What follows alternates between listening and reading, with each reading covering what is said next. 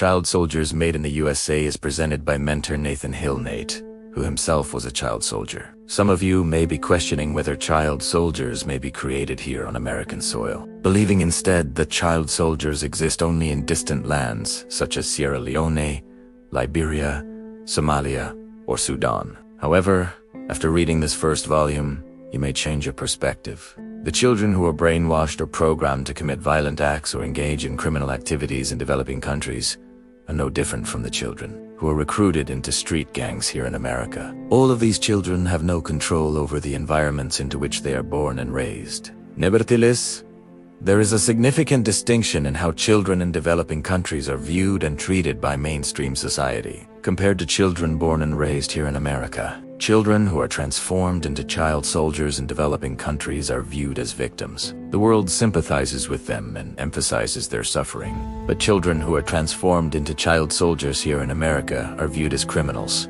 Mainstream America asks questions such as, what's wrong with them? There is enough blame to go around. However, this is not the time to play the blame game. It is time for us to look for solutions, because our children are dying in the streets across urban cities in America. Specifically, the city of Chicago, now often called Chirac, has more people killed or injured than soldiers who fought in Iraq and Afghanistan. Recently, the Chicago Sun-Times ran a story written by staff reporter Frank Mine. Violence in some neighborhoods puts young men at greater risk than U.S. troops faced in Iraq and Afghanistan war zones. Within the article, the dangers that exist in Chicago's urban communities are described in detail. The story presents research from Brandon Del Pozo of Brown University. He speaks about how damaging it is to an individual, its mental health, to live in such traumatic environments. We fully expect veterans returning from a year at war to suffer from post-traumatic stress disorder (PTSD),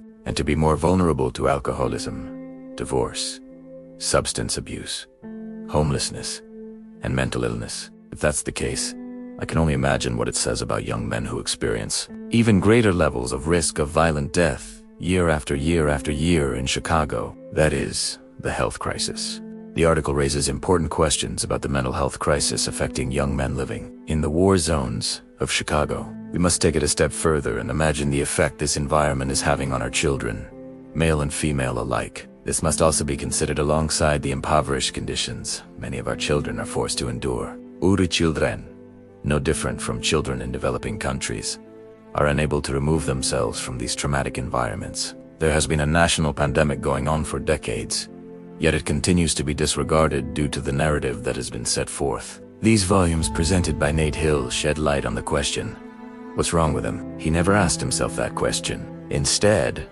he asked, what was wrong with me? Nate Hill was born and raised on the south side of Chicago. In 1977, at the age of 11, he was recruited into a street gang by older boys in his neighborhood. Like other children from his community, he was forced to commit a variety of crimes. As he grew older, he became more skilled at committing crimes. To him, it became the norm, a way of life within his community. Today, Nate Hill is serving a mandatory life sentence for violating federal drug laws. He has been incarcerated for 27 years. During his time in the federal penal system, he has been around individuals from all walks of life, giving him the opportunity to closely observe human behavior. In 2017, Hill enrolled in a psychology program run by the psychology department.